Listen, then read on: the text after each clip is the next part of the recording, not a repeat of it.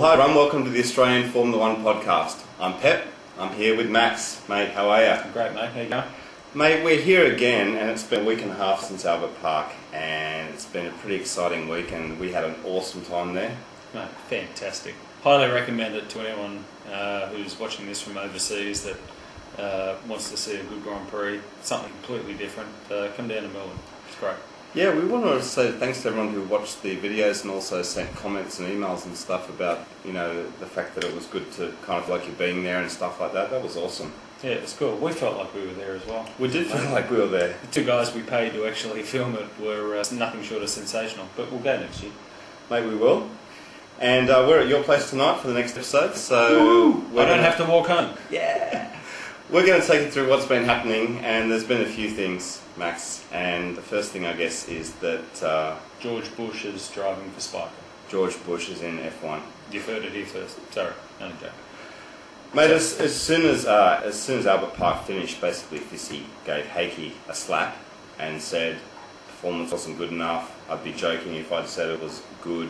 Oh, you mean bravo, bravo, bravo. Flavio, yeah.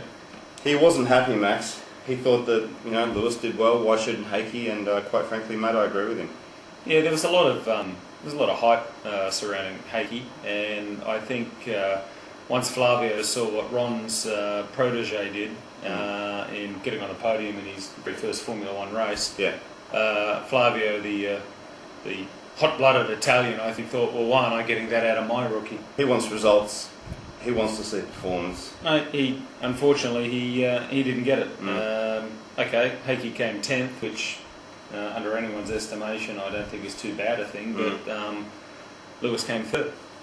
Yeah, and Heikki came straight back and said, yep, fair enough, I didn't perform, and Flavio mentioned Smart move, I reckon, from Heikki. Not blaming the machinery, not blaming anyone or anything, but when you think about it, it's the guy's very first Grand Prix, yeah, and he comes back to the garage and says, fair enough. Fair enough, I wasn't quick enough. That's good, hands up, like he's just putting his hand up, that's awesome. Very good. Yeah.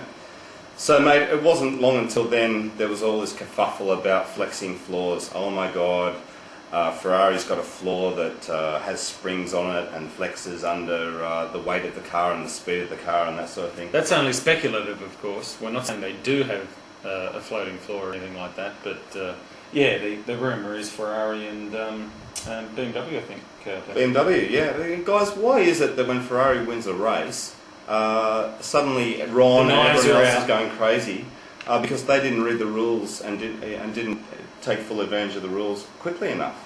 Sorry, Ron. Yeah, look, at the end of the day, Ron would be naive, and I know he's not, to believe that the top teams don't push the limits, and even the lesser teams push the limits. That's what Formula One's all about, getting an advantage over your opposition.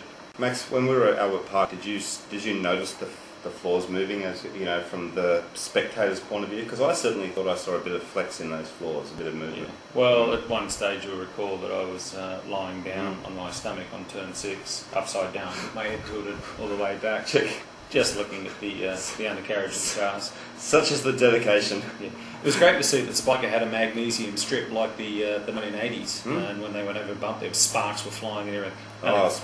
Sparks, bring it back. Oh yeah, go Spiker. Yeah, Spiker. So, mate, before the Malaysian Grand Prix starts, there's been a couple of days in testing. They're doing 3 days in Malaysia.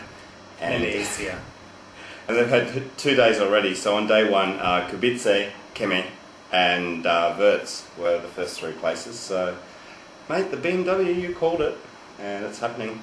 They're doing well again. Yeah, you know, I was not overly surprised at their performance in Australia. I did call Nick on the podium prior to the race, and he came 4th. It's not Sauber. No. It's no longer Sauber. No, it's BMW. It's good to see Peter Sauber still walking around the traps of the BMW team, but that's pretty much where the association ends, other than the equity that he's got in the company. But mate, they're doing well, and it's great to see. This Kubica guy is something out of the box. Yeah, we like him. Yeah, we've gone over how well he went last year. Yeah. He's doing really well. So, mate, DC was in 3rd place on day 2, so Kimi was up there again, and Wirtz. So Wirtz is doing well in the Williams. I'm so happy, and DC's up there, so that's awesome. Yeah, not surprised to see Vert's up there.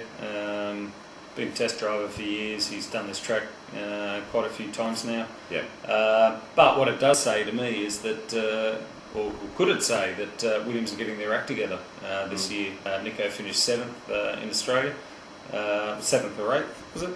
Yeah, he finished 7th.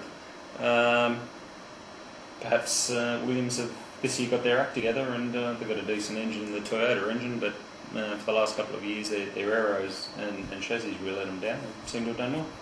Mate, they've got DC right on their trail, so Red Bull's right there, so that's excellent. It's great news for Weber. Thanks, DC.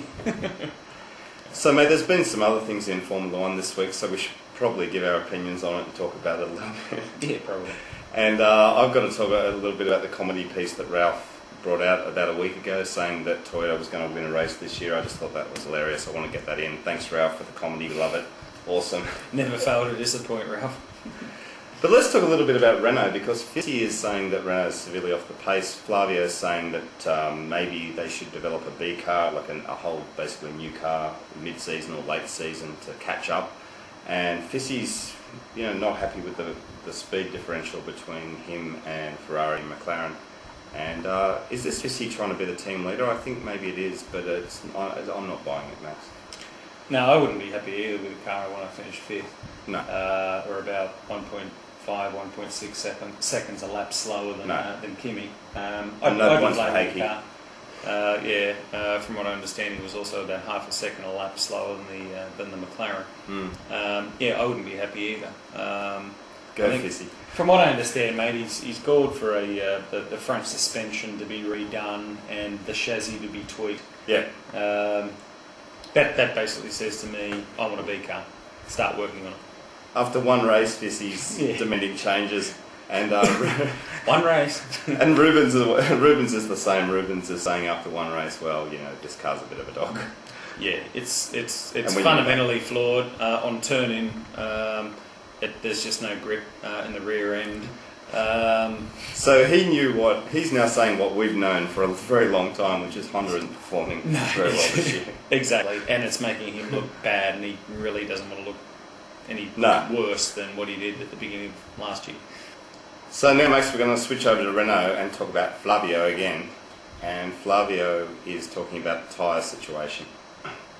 And he's saying, quite unsurprising, that Renault have not benefited the best from the Michelin situation, and they're disadvantaged. He likes French. Yes. Let's just say he likes French. But Flavio's turning around and saying, of all the pre-07 Michelin teams, we've suffered the most. And I couldn't help but feel that, that's just bad luck. You probably should have prepared a little more for this. To turn around and say that we're the ones that are struggling on changing the Bridgestones and the like. Get over it. Okay, what I think you're saying is you don't have Alonso anymore, and we finished so far slower than our main opposition this year, and I'm embarrassed, and my rookie didn't work. But sure, it's different preparing a chassis and the like for a different tyre manufacturer. But he's trying to deflect, like you say, he's trying to deflect the tension from the fact that they just haven't prepared well enough with the new tyres. And his drivers effectively didn't perform to Renault standards. Let's not forget, in 05 Fissi won in Melbourne, and in 06 Alonso won in Melbourne. 07 they come 5th. Flavio's not happy. No. He's a cranky. He's a cranky man. He's not a happy boy. Well, mate, I think that's all we've got for this week. Sadly. In fact, it is all we've got. That's all. So we appreciate everyone watching. Thanks very much. Thanks, guys. And we'll see you next time. Indeed. Keep the comments coming. We love them. All Thanks. Right. See you guys. Okay, bye. Bye.